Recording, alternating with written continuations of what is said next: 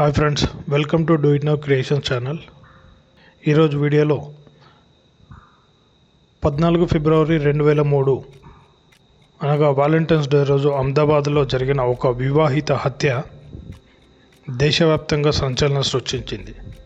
ఎందుకంటే దీనికి సంబంధించిన దోషిని పట్టుకొని శిక్షించడానికి గుజరాత్ పోలీస్కు 15 సంవత్సరాలు పట్టిందంటే నమ్ముతారా? ఎస్, అక్షరాల 15 సంవత్సరాలు పట్టింది. అది ఎలాగో డీటెయిల్స్ తెలుసుకునే ముందు మా ఛానల్ కనుక ఫస్ట్ టైం చూస్తే దయచేసి సబ్స్క్రైబ్ చేయండి, లైక్ చేయండి, నచ్చితే షేర్ చేయండి. మా ఛానల్ ఉద్దేశం మీకు సరైన ఇన్ఫర్మేషన్తో పాటు మిమ్మల్ని అలర్ట్ చేయడం. ఇక ఆలస్యం చేయకుండా వీడియోలోకి వెళ్దాం. మొదటగా హత్యకు గురైన మహిళ ఎవరో కనుక్కుందాం. హత్యకు గురైన మహిళ పేరు సజిని, ఏజ్ 26 సంవత్సరాలు. ఆమె హత్య ఎక్కడో కాదు, తను ఉంటున్న ఇంట్లోనే ఉదయం 8 గంటల ప్రాంతంలో జరుగుతుంది. హత్య కావడానికన్నా 3 నెలల ముందే అనగా డిసెంబర్ 2002లోనే వీళ్ళ వివాహము కేరళ వియ్యూర్ అనే ప్రాంతంలో త్రిశూర్ డిస్టిక్లో చాలా ఘనంగా జరుగుతుంది. ఫ్యామిలీస్ కేరళకు చెందిన వాళ్ళే, కానీ సజిని తల్లిదండ్రులు ఉద్యోగరీత్యా అహ్మదాబాద్లో సెటిల్డ్, కానీ తరుణ్ తల్లిదండ్రులు బిజినెస్ పరంగా మన్సర్ మధ్యప్రదేశ్ ఏరియాలో సెటిల్డ్. సజినితో వివాహం జరగడానికన్నా ముందు తరుణ్కు ఒక లవ్ అఫేర్ ఉండేదనేది ఇక్కడ ఈ హత్యకు మెయిన్ కారణమని చెప్పుకోవచ్చు. ఎందుకంటే తరుణ్ తన తల్లి బలవంతం చేయడం వల్లనే ఈ సజినిని పెళ్లి చేసుకున్నాడనే విషయము స్వయంగా తానే సజినికి చెప్పడం జరుగుతుంది. అది ఎలా అంటే వీరిద్దరికి వివాహం కుదిర్చే క్రమంలోనే తరుణ్ వాళ్ళ మదర్తోని ఆర్గ్యుమెంట్ చేయడం జరుగుతుంది. కానీ తల్లి బలవంతాన డౌరీకి ఆశపడి ఈ సజిని వివాహం చేసుకుంటాడు. వివాహం జరిగిన 3 వారాలకే తరుణ్కు తన గర్ల్ ఫ్రెండ్ నుండి ఒక టెలిఫోన్ వస్తుంది. ఆ ఫోన్ కాల్లో తరుణ్ గర్ల్ ఫ్రెండ్ తరుణ్కి ఏమని చెప్తుందంటే తను వివాహం ఆగిపోయిందని, తను వివాహం ఇప్పట్లో చేసుకోవట్లేదని చెప్పడం వల్ల తరుణ్కు మళ్ళీ ఎలాగైనా సరే ఈ సజిని అంటే తన భార్యను వదిలించుకొని మళ్ళీ తన గర్ల్ ఫ్రెండ్ మ్యారేజ్ చేసుకోవాలని నిశ్చయించుకుంటాడు. ఈ దిశగా మొదటగా తను ఏం చేస్తాడంటే సజినికి తన లవ్ అఫైర్ గురించి చెప్పడంతో పాటు జాయింట్ డివోర్స్కు అడిగి చూస్తాడు. జాయింట్ డివోర్స్కు సజిని ఏమాత్రం ససేమిరా అని ఒప్పుకోకపోగా తన పాత ఫ్లాస్ ఏవైతే ఉన్నాయో, తప్పులు ఉన్నాయో వాటిని మన్నిస్తూ ఇకనైనా కలిసి ఉండాలన్నట్టుగా సూచిస్తుంది. ఇది గమనించిన తరుణ్ తనకు డివోర్స్ వచ్చే ఛాన్స్ లేనే ఉద్దేశంతో ఎలాగైనా సజిని మట్టుబెట్టాలని నిశ్చయించుకున్నాడని ఇక్కడ మనం గమనించవచ్చు. ఇది ఎంతవరకు వెళ్ళిందంటే మ్యారేజ్ జరిగిన 3 నెలలకే తన ఇంట్లోనే తను ఒక దొంగలాగా ప్రవేశించి తన భార్యను ఇంట్లో ఉన్న షాల్తో గొంతు నులిమి చంపేయడమే కాకుండా ఇల్లంతా చిందరవందర చేస్తూ జ్యువెలరీ తీసుకెళ్ళి ఏదో దొంగతనంగా చిత్రీకరించే ప్రయత్నం కూడా చేశాడని చెప్పుకోవచ్చు. హత్య జరిగిన ప్రదేశాన్ని పరిశీలించిన పోలీసులు ఏం చేస్తారంటే వాళ్ళ ఫ్యామిలీ మెంబర్స్ను ఇనిషియల్గా విచారించి ఏదైనా క్లూ దొరుకుతుందేమో అనే ఉద్దేశంతో మొదటగా సజిని తల్లిదండ్రులను ప్రశ్నించడం జరుగుతుంది. అంటే ఏ విధంగా అంటే సజినికి కానీ మీకు కానీ ఎవరైనా శత్రువులు ఉన్నారా అనే కోణంలో విచారించడం జరుగుతుంది. కానీ వాళ్ళు ఒక ఆర్డినరీ ఫ్యామిలీ, సో వాళ్ళకు తెలిసి వాళ్ళ అమ్మాయికి కానీ వారికి కానీ ఎలాంటి శత్రుత్వాలు లేవని క్లియర్గా పోలీసుకు చెప్పడం జరుగుతుంది. దాంతోపాటు సజినికి sister and brother in law అయిన రజనీ ప్లస్ శశిధర్ అని కూడా విచారణలో భాగంగా సజిని ఏమైనా ఇబ్బందులు కానీ ఏదైనా వ్యక్తం చేసిందా మ్యారేజ్ తర్వాత అనే కోణంలో కూడా ప్రశ్నించడం జరుగుతుంది. అప్పుడు వాళ్ళకు ఒక విస్తుపోయే నిజం బయటకు వస్తుంది. అదేమిటంటే సజిని తన సిస్టర్తో ఒక సందర్భంలో ఏమని చెప్తుందంటే, తరుణ్కు మ్యారేజ్కి బిఫోరు ఒక గర్ల్ ఫ్రెండ్ ఉండేదని, తను ఆ అమ్మాయిని ఇష్టపడ్డాడని, అలాగే మ్యారేజ్ కూడా చేసుకోవాలనుకున్నారనే విషయము చనిపోవడానికి ముందు, అనగా కొన్ని రోజుల ముందే ఈ విషయము సజినికి ద్వారా రజనీకి చెప్పడం జరిగింది. సో రజనీ ఈ విషయాన్ని కూడా పోలీసులకు వివరించడంతో పాటు తరుణ్ పైనే డౌట్ వ్యక్తం చేయడంతో పాటు తరుణ్ పైన చిన్న కంప్లైంట్ కూడా వాళ్ళు పోలీస్ స్టేషన్లో ఇమ్మీడియట్లీ ఇవ్వడం జరుగుతుంది. పోలీసులు ఇదే దిశగా ఆ కంప్లైంట్ను బేస్ చేసుకొని ఇన్వెస్టిగేషన్కు ఆఫీసర్ దీన్ని క్రైమ్ బ్రాంచ్కు ట్రాన్స్ఫర్ చేసిన తర్వాత డెత్ అయిన స్పాట్ను మళ్ళీ పరిశీలించి ఏదైనా ఆధారాలు దొరుకుతాయనే ఉద్దేశంతో, లైక్ ఫింగర్ ప్రింట్స్ కానీ ఇంకా మూడో వ్యక్తి ప్రవేశం ఎక్కడైనా ఉందా అనే కోణంలో కూడా వాళ్ళు డాగ్ స్క్వాడ్తో పాటు ఫోరెన్సిక్ టీమ్ను కూడా ఇన్వాల్వ్ చేసి ఐడెంటిఫికేషన్ ఏమైనా క్లూస్ దొరుకుతాయేమనే కోణంలో ప్రయత్నం చేస్తారు. కానీ డాగ్ స్క్వాడ్ ద్వారా కానీ ఫోరెన్సిక్ టీం ద్వారా కానీ ఎలాంటి క్లూస్ వాళ్ళకు దొరకవు. అంటే డాగ్ స్క్వాడ్ కూడా వచ్చినప్పుడు ఇంట్లో ఉన్న ప్రదేశం తప్ప అది ఆ డాగ్ కూడా ఎక్కడికి వేరే ప్లేస్కు వెళ్ళి డౌట్ అనేది వ్యక్తం చేయదు అన్నట్టు. సో దానివల్ల ఎలాంటి లీడ్ రాలేదు. అలాగే ఫింగర్ ప్రింట్స్లో కూడా అక్కడ థర్డ్ పర్సన్ ఇన్వాల్వ్ అయినట్టుగా ఎలాంటి ఎవిడెన్స్లు కూడా వాళ్ళకు దొరకవు అన్నట్టు. అంటే ఎక్సెప్ట్ హత్యకు గురైన మహిళ సజిని ఫింగర్ ప్రింట్స్తో పాటు భర్త తరుణ్ ఫింగర్ ప్రింట్స్ తప్ప వేరే వ్యక్తుల ఫింగర్ ప్రింట్స్ అక్కడ లేకపోవడం అనేది కూడా తరుణ్ పైన పోలీసులకు ఒక అనుమానం బలపరిచే విషయంగా మారుతుంది.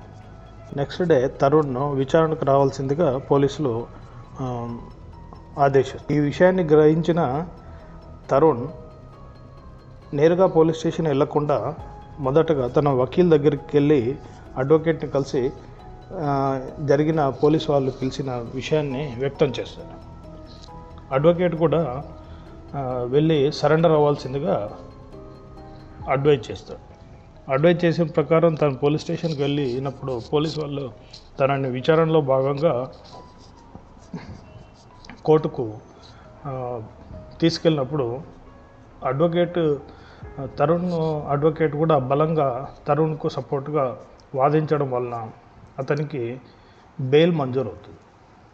అదే ఎలాగంటే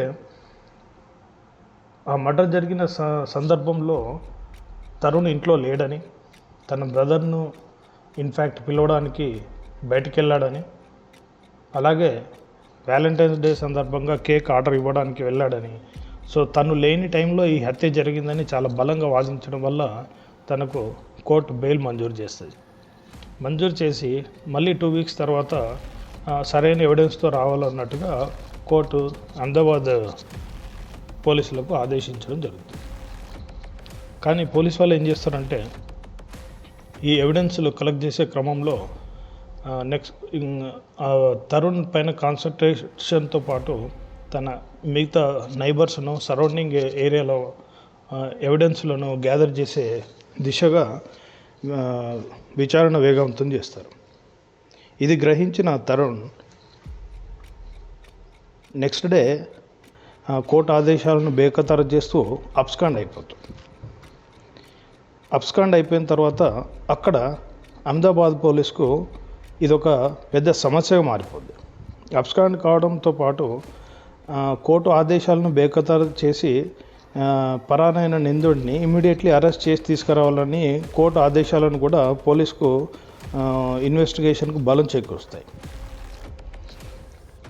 ఇది గ్రహించిన తరుణ్ తను చేసిన బిజినెస్ వల్ల చాలా నష్టపోయానని కొన్ని రోజులు షెల్టర్ ఇవ్వాల్సిందిగా తన ఫ్రెండ్ దగ్గర, అనగా ఆయన క్లాస్మేట్, జూనియర్ క్లాస్మేట్ అని చెప్పచ్చు, కొన్ని రోజులు అతని దగ్గర ఉంటూ అక్కడి నుండి కూడా ఎస్కేప్ అవుతాడు. ఈ ఎస్కేప్ అయిన తర్వాత కూడా మళ్ళీ ఆ ఫ్రెండ్కి కానీ, అలాగే సజిని ఫ్యామిలీ మెంబర్స్ కానీ, అలాగే తరుణ్ ఇంట్లో వాళ్ళకి కానీ తరుణ్ ఎక్కడ ఉన్నాడనే విషయము ఎవరికీ తెలియదు. పోలీసు వాళ్ళు అతన్ని వెతికే క్రమంలో చాలా రోజులు గడుస్తాయి. విచారణ ఎంతకు ముందుకు జరగదు. సో తరుణ్ దొరకడం అనేది ఈ కేసుకు ఇప్పుడు కీలకంగా మారింది. తల్లిదండ్రులను విచారించినప్పుడు వాళ్ళ అమ్మ తరుణ్ వాళ్ళ మదర్ మధ్యప్రదేశ్లో ఉంటుంది. తనను కూడా విచారణలో భాగంగా అడిగినప్పుడు తన కుమారుడు తరుణ్ ఎక్కడ ఉన్నాడనే విషయం తనకు కూడా తెలియదని, తను కూడా ఈ విషయంలో చాలా బాధపడుతుందని పోలీసు వాళ్ళకు చెప్పడం జరుగుతుంది. అలాగే తరుణ్ బ్రదర్ అరుణ్ను కూడా విచారిస్తారు. అరుణ్ను కూడా అడిగితే తన గురించి ఎలాంటి ఇంటిమేషన్ లేదని, ఇన్ఫ్యాక్ట్ మేము కూడా తన గురించి వెతుకుతున్నామని పోలీసు వాళ్ళకు చెప్పడం జరుగుతుంది. ఇది ఒక అహ్మదాబాద్ గుజరాత్ పోలీసుకు ఒక చిక్కుముడిలే మారింది. దాంతోపాటు తరుణ్ గర్ల్ ఫ్రెండ్ ఎవరు అనే కోణంలో కూడా పోలీసులు విచారించి తరుణ్ గర్ల్ ఫ్రెండ్ను కూడా కలిసి విచారించడం జరుగుతుంది. తను చెప్పిన విషయాలు విన్న తర్వాత తన ఇన్వాల్వ్మెంట్ ఏం లేదని గ్రహించిన పోలీసులు తనకు కూడా ఎలాంటి ఇంటిమేషన్ తరుణ్ గురించి లేదని గ్రహిస్తారు. అంటే తరుణ్ ఈ మర్డర్ చేశాడనే విషయం లీడ్ మాత్రం కన్ఫర్మేషన్ అనేది తరుణ్ గర్ల్ ఫ్రెండ్ నుండే పోలీసు వాళ్ళకు తెలవడం జరుగుతుంది. అదేలాగంటే తరుణ్ మర్డర్ సాజినిని ఇంట్లోనే వెనుక నుండి షాలు గొంతుకు బిగించి చంపేసిన తర్వాత మొదటగా తను కాల్ చేసింది తన గర్ల్ ఫ్రెండ్కే.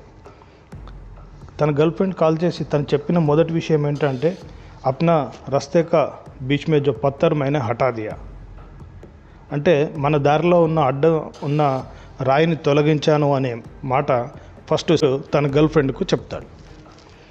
ఇది విన్నాగా తన గర్ల్ ఫ్రెండ్ హత్య చేయడం అనేది చాలా సీరియస్ అఫెన్స్, నేను ఎట్టి పరిస్థితులలో పెళ్లి చేసుకోను, నేను అంతేకాకుండా ఈ విషయంలో నేను నీకు ఒక హెల్ప్ చేయగలను, నువ్వు మర్డర్ చేసిన విషయము, నువ్వు హత్య చేసిన విషయం నీ పోలీసులకు చెప్పకుండా ఉండమంటే ఉంటాను తప్ప నీతోని నేను పెళ్లి చేసుకోనని తను చెగించి చెప్పేస్తుంది.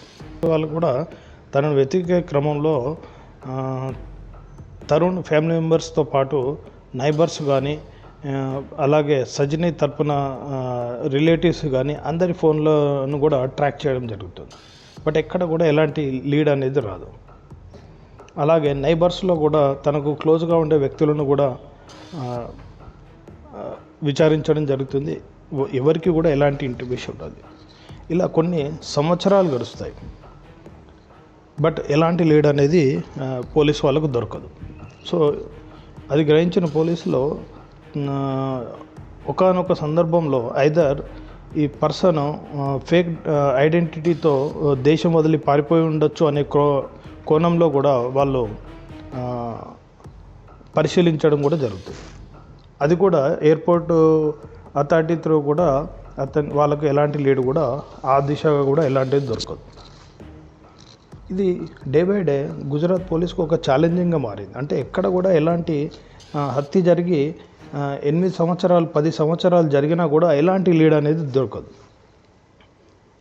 సో దీంట్లో విచారణలో భాగంగా విచారణ అధికారి చీఫ్ ఇన్వెస్టిగేషన్ ఆఫీసర్ కూడా బదిలీ కావడం, ఈ కేసు అలాగే ఎలాంటి ఇంప్రూవ్మెంట్ లేని నాన్ ఎగ్జిస్టెంట్ అనే కేటగిరీలో దీన్ని ఫైల్ను పెండింగ్లో వేయడం జరుగుతుంది. బట్ సజ్జని తరపున సిస్టర్ ప్లస్ బ్రదర్ ఇన్ లా శశిధరన్ ఈ విషయంలో పోలీసులను ప్రతి నెల తరుణ్ వేరే బోట్స్ గురించి అడగడం అనేది పోలీసు వాళ్ళకు ఒక ఇబ్బందికర వాతావరణంగా ఏర్పడుతుంది. అప్పుడు పోలీసు వాళ్ళు కూడా ఇన్వెస్టిగేషన్లో ఎలాగైనా డెవలప్మెంట్ తీసుకురావాలనే సందర్భంలోనే కరెక్ట్ 2015లో ఒక డైనమిక్ ఐపీఎస్ ఆఫీసర్, అతనే మిస్టర్ దేబన్, ఈ కేసులో as a deputy commissioner of police DCP crime అహ్మదాబాద్కు టేక్ ఓవర్ తీసుకుంటారు. ఛార్జ్ తీసుకున్న తర్వాత అతనికి పెండింగ్లో ఉన్న కేసులలో ఈ సజిని మర్డర్ కేసు అనేది హత్య జరిగిన 13 సంవత్సరాల తర్వాత కూడా ఎలాంటి ఇంప్రూవ్మెంట్ లేకపోవడం అనేది అతనికి ఒక ఛాలెంజింగ్గా తీసుకోవాలనే ఉద్దేశం కలుగుతుంది ఈ కేసులో. అప్పుడు తను ఏం చేస్తాడంటే ఈ కేసును పర్సనల్గా హ్యాండిల్ చేయాలని ఫిక్స్ అయ్యి ఒక టీంను ఫామ్ చేస్తాడు. ఆ టీంలో ఇన్స్పెక్టర్ చౌదరి, అతనితో పాటు ఇద్దరు సివిల్ పోలీస్ ఆఫీసర్స్, 4 సబ్ ఇన్స్పెక్టర్లు, అంటే ఒక 8 మంది టీంను ఫామ్ చేసి ఈ కేసును వేరే డైరెక్షన్లో తీసుకెళ్లాలనే ఉద్దేశంతో తరుణ్ గురించి వెతకడం కన్నా తరుణ్కు క్లోజ్ ఉన్న పర్సన్స్ పైన ఫోకస్ చేయాలని ఇన్వెస్టిగేషన్ దిశను తను మార్చేస్తాడు. అది ఒక ప్లస్ పాయింట్గా మారుతుంది ఎంటైర్ ఇన్వెస్టిగేషన్లో. 2003లో జరిగిన మర్డర్కు 2015లో ఐపీఎస్ ఆఫీసర్ దేబన్ ఇచ్చిన డైరెక్షను ఒక మంచి దిశగా తీసుకెళ్ళిందని చెప్పొచ్చు. అది ఎలాగంటే ఇన్స్టెడ్ ఆఫ్ వాళ్ళు తరుణ్ వెతకడం కన్నా తరుణ్కు ఎక్కువ క్లోజ్గా ఉండే వ్యక్తులలో Tarun brother plus Tarun mother పైన దృష్టి కేంద్రీకరించాలనే ఉద్దేశంతో తరుణ్ వాళ్ళ మదర్ ఉన్న మధ్యప్రదేశ్లో ఎక్కడైతే తన అపార్ట్మెంట్లో రెంట్కుంటుందో అదే అపార్ట్మెంట్లో పోలీసు వాళ్ళను పైన పోర్షన్లో ఒక యాజ్ ఎ టెనెంట్గా దింపడం జరుగుతుంది.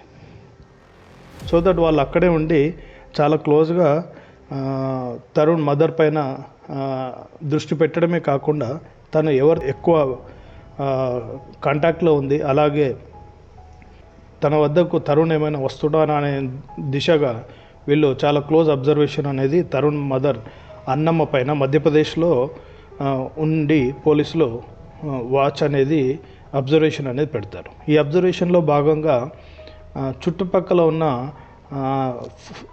కొలీగ్స్ను కూడా నైబర్స్ను కూడా అన్నమ్మ నైబర్స్ను కూడా విచారించడం జరుగుతుంది. దాంట్లో అన్నమ్మకు నైబర్గా ఒక క్లోజ్ ఫ్రెండ్గా ఒక ఓల్డ్ లేడీ ఉండేది. ఆ లేడీ చెప్పిన పాయింట్స్లో ఒక చిన్న క్లూ అనేది వాళ్ళకు దొరుకుతుంది. అదేంటంటే అన్నమ్మ చాలా మంచి మహిళ అని, అందరితో చాలా మంచిగా ఉంటుంది. అలాగే అన్నమ్మకు ఒక 2 కుమారులు ఉన్నారని, ఒక కుమారుడు అహ్మదాబాద్లో ఉంటే ఇంకొక కుమారుడు ఎక్కడున్నాడనే విషయం తను ఇప్పటివరకు చెప్పలేదు అని ఒక డౌట్ మాత్రం వ్యక్తమవుద్ది. అంటే అరుణ్ ఇంకా అహ్మదాబాద్లో ఉన్నాడని, తరుణ్ గురించి మాత్రం తను ఎప్పుడు ఎక్కడ ఉన్నాడనే విషయం మాత్రం చెప్పలేదు. బట్ కుమారులు మాత్రం 2 బ్రతికే ఉన్నారనే దిశగా చెప్పిన స్టేట్మెంట్ పోలీస్ వాళ్ళకు ఒక ఇంపార్టెంట్ లీడ్ కింద దాన్ని యూజ్ చేసుకోవాలనే ఉద్దేశంగా దాన్ని సీరియస్గా తీసుకోవడం జరుగుతుంది. దాంతోపాటు గుజరాత్ పోలీస్ మధ్యప్రదేశ్లో ఉన్న అన్నమ్మ ఫోన్స్ కూడా సైబర్ సెల్ త్రూ ట్రాక్ చేయడం జరుగుతుంది. ఆ ట్రాక్ చేసే దిశగా ఉన్నప్పుడు అన్నమ్మ ఫ్రీక్వెంట్గా ఒక 2 నెంబర్లకు కంటిన్యూగా ఎక్కువ టచ్లో ఉన్నట్టుగా గ్రహించారు. ఆ 2 నెంబర్లు, ఒకటి కొట్టయం బేస్డ్ అంటే కేరళలో ఉన్న ఒక ఓల్డ్ లేడీ, మేబీ తన ఫ్రెండ్ అయి ఉండొచ్చు. అలాగే రెండో ఫోను ఒక నిషా అనే ఒక లేడీ బెంగళూరు నుండి ఫ్రీక్వెంట్గా కాల్స్లో ఉన్నారని గ్రహించారు. ఫస్ట్ కొట్టాయంలో ఉన్న ఆ లేడీ ఎవరని విచారించగా తను జస్ట్ ఫ్రెండ్ మాత్రమేనని తెలుసుకున్న పోలీసులు, అలాగే నిషా ఒక సాఫ్ట్వేర్ ఇంజనీర్ అని, తనకు 2 పిల్లలు ఉన్నారని, అలాగే నిషా హస్బెండ్ పేరు ప్రవీణ్ బాట్లే అని వాళ్ళు తెలుసుకోవడం జరుగుతుంది.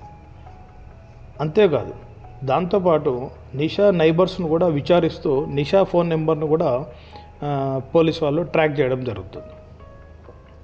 ఆ విచారణలో భాగంగా నిషా ఫ్రీక్వెంట్గా టచ్లో ఉన్న నెంబర్ ఒకటి కనుగొనడం జరుగుతుంది.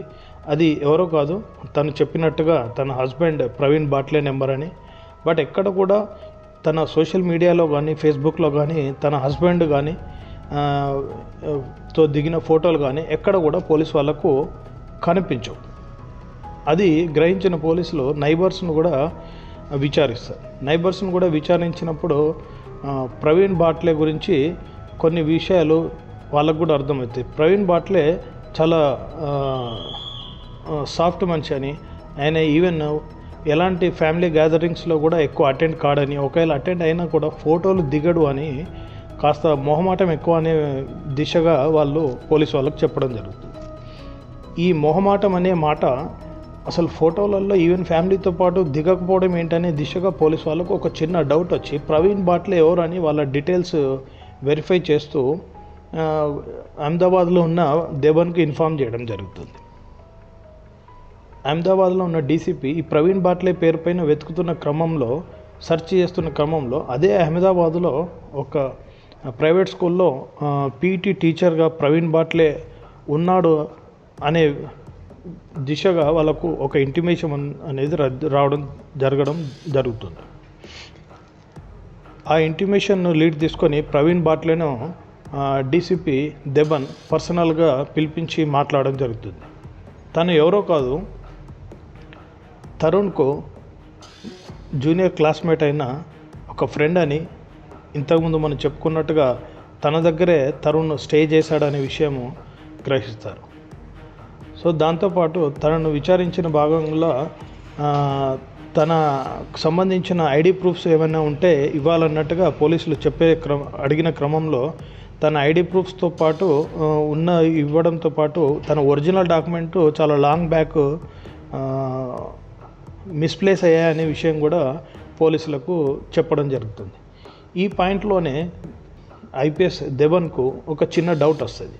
ఇతని సేమ్ నేమ్తో ఉన్న పర్సన్ డాక్యుమెంట్ మిస్ప్లేస్ కావడం అనేది మేబీ బెంగళూరులో ఉన్న నిషా హస్బెండ్ ప్రవీణ్ బాట్లే మరెవరో కాదు తరుణ్ అయి ఉండొచ్చు అని ఒక చిన్న డౌట్ అనేది డెవలప్ అవుతుంది. ఆ ప్రవీణ్ బాట్లే మరెవరో కాదు తరుణ్ అని, ఈ ప్రవీణ్ బాట్లే తన జూనియర్ క్లాస్మేట్ ఐడెంటిటీని దొంగిలించి ఇదే ఐడెంటిటీ పైన తను అక్కడ ఉంటున్నాడనే గ్రహించిన పోలీసులు బెంగళూరు టీంను అలర్ట్ చేసి ఒకరోజు జాగ్రత్తగా అతన్ని ఒక విజిటర్గా వెళ్ళి తను పనిచేస్తున్న ఒక సాఫ్ట్వేర్ కంపెనీలో కలవాలని నిశ్చయించుకుంటారు. ఇదే క్రమంలో అక్కడికి వెళ్ళిన పోలీసులు ప్రవీణ్ బాట్లే ఒక సీనియర్ సాఫ్ట్వేర్ ఇంజనీర్గా పనిచేస్తున్నాడని ఒక మల్టీనేషనల్ కంపెనీలో, అలాగే దాదాపు అతను పనిచేస్తున్న క్రమంలో అతనికి ఫారెన్ విజిట్స్ కూడా చేశాడని, అంతేకాకుండా తన ప్యాకేజ్ విషయాలు కూడా శాలరీ ప్యాకేజ్ కూడా 24 lakhs అని గ్రహించిన పోలీసులు ఎస్ ఇది డెఫినెట్లీగా మ్యాటర్ ఆఫ్ ఐడెంటిటీ థెఫ్ట్ అనేది గ్రహించిన పోలీసులు చాలా చాకచక్యంగా ఒక సాదాసీదా సివిల్ డ్రెస్లో వెళ్ళిన ఇన్స్పెక్టర్ చౌదరి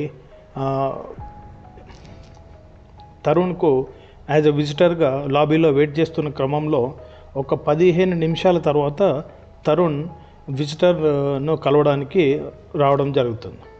లాబీకి వచ్చిన తరుణ్ చూసిన ఇన్స్పెక్టర్ ఇదివరకే తరుణ్ ఐడెంటిటీ డీటెయిల్స్ కనుక్కున్నప్పుడు ముందే తరుణ్ను గుర్తుపట్టడంతో పాటు ఆ ఫొటోస్ మ్యాచ్ చేసుకొని, అంతేకాకుండా తరుణ్కు సంబంధించి ఒక ఇంపార్టెంట్ ఐడెంటిఫికేషన్ మార్కును కూడా సాజిని తల్లిదండ్రుల నుండి ముందే తీసుకోవడం జరుగుతుంది. అదేంటంటే తరుణ్కు ఒక right hand ring finger fracture ఉంటుందని, అలాగే ఇది మ్యారేజ్ టైంలో వాళ్ళు గ్రహించారని చెప్పిన విషయాన్ని ఈ ఇన్స్పెక్టర్ చౌదరిని కలవడానికి వచ్చి హాయ్ ఐఎమ్ ప్రవీణ్ బాట్లే అని షేక్ హ్యాండ్ ఇవ్వడం జరుగుతుంది. అదే షేక్ హ్యాండ్ ఇస్తున్న క్రమంలో సివిల్ డ్రెస్లో ఉన్న ఇన్స్పెక్టర్ చౌదరి షేక్ హ్యాండ్తో పాటు అతని రైట్ హ్యాండ్ రింగ్ ఫింగర్ను కూడా చాలా క్విక్గా అబ్జర్వ్ చేస్తాడు. అప్పుడు తనకు ఇచ్చిన లీడ్లో తన right hand ring finger fracture ఉందని గ్రహించిన inspector Chaudhary hi I'm inspector Chaudhary from Ahmedabad crime branch అని చెప్పి తనతో రావాల్సిందిగా అతనికి చెప్పడం జరుగుతుంది. అది విన్న తరుణ్ కంగుతిని ఒక్కసారిగా లేచి నిలబడి ఒక్క మాట కూడా మాట్లాడకుండా లేచి ఆ ఇన్స్పెక్టర్ చౌదరిని ఫాలో అవుతూ బయటికి వస్తాడు. ఎందుకంటే ఇన్స్పెక్టర్ చౌదరి నువ్వు ఏమాత్రం ఇక్కడ నుండి పారిపోవాలని చూసినా బయట పోలీస్ టీం రెడీగా ఉందని, నువ్వు మర్యాదగా మాతో పాటు వస్తే నిన్ను అహ్మదాబాద్ తీసుకెళ్లాలని చెప్పడం జరుగుతుంది. అప్పుడు తరుణ్ కూడా అక్కడి నుండి పారిపోయే ప్రయత్నం చేయకపోగా సైలెంట్గా ఇన్స్పెక్టర్ చౌదరితో పాటు బెంగళూరు నుండి బయలుదేరి అహ్మదాబాద్కు రావడం జరుగుతుంది. ఇది తెలిసిన తరుణ్ భార్య నిషాకు అసలు ఏం చేయాలో అర్థం కాదు. ఎందుకంటే తనకు తెలిసి తన హస్బెండ్ పేరు ప్రవీణ్ బాట్లే అని, అసలు ఈ తరుణ్ ఎవరు అనే విషయం కూడా తనకు తెలియదే అని ఒక కన్ఫ్యూజన్ సిచ్యువేషన్లో తను ఎలాంటి కంప్లైంట్ కూడా ఇవ్వాలా ఇవ్వద్దు అనే స్టేజ్లో తను ఉండిపోద్ది అన్నట్టు. అదే క్రమంలో అహ్మదాబాద్ పోలీసులు సక్సెస్ఫుల్గా అతన్ని తీసుకొచ్చి కోర్టు ముందు హాజరుపరిచి ఎవిడెన్సెస్ అన్నీ సబ్మిట్ చేసిన తర్వాత తను కోర్టులో తను చేసిన హత్య గురించి ఒప్పుకోవడం జరుగుతుంది. బట్ తను ఈ ఎంటైర్ అరెస్ట్ బెంగళూరు నుండి గుజరాత్కి వస్తున్న క్రమంలో కూడా తరుణ్ పోలీసు వాళ్ళను పదే పదే అడిగిన ప్రశ్న ఒకటే, అదేంటంటే నేను బెంగళూరులో ఉన్నాను అని మీకు చెప్పిన వ్యక్తులు ఎవరు, నన్ను మోసం చేసిన వ్యక్తులు ఎవరు, దయచేసి ఆ ఒక్కటి చెప్పాల్సిందిగా తను కంటిన్యూస్గా పోలీసులను పదే పదే అడిగేవాడు. కానీ ఎక్కడ కూడా పారిపోయే ప్రయత్నం చేయకుండా ఆ ఒక్క ఇన్ఫర్మేషన్, నన్ను మోసం చేసిన వ్యక్తి ఎవరు చెప్పాల్సిందిగా పోలీసులను పదే పదే వేడుకునేవాడు. సో ఈ కేసులో 15 సంవత్సరాల తర్వాత, అంటే ఆగస్టు 2018లో తరుణ్ను బెంగళూరు నుండి అరెస్ట్ చేసి అహ్మదాబాద్కు తీసుకొచ్చి ఆల్ ఎవిడెన్సెస్తో పాటు అతనిపైన murder case plus identity theft case, court ధిక్కారం కేసు, ఇలా చాలా సెక్షన్ల కింద అతనికి నిందితుడిగా ఖరారు చేస్తూ యావజ్జీవ జైలు శిక్ష వేయడం జరుగుతుంది. ఈ విషయంలో ముఖ్యంగా గుజరాత్ పోలీసుల కృషి, దాంట్లో ఐపీఎస్ దేబన్ కృషిని మెచ్చుకోదగ్గ విషయం అని మనం చెప్పుకోవచ్చు. Thank you so much.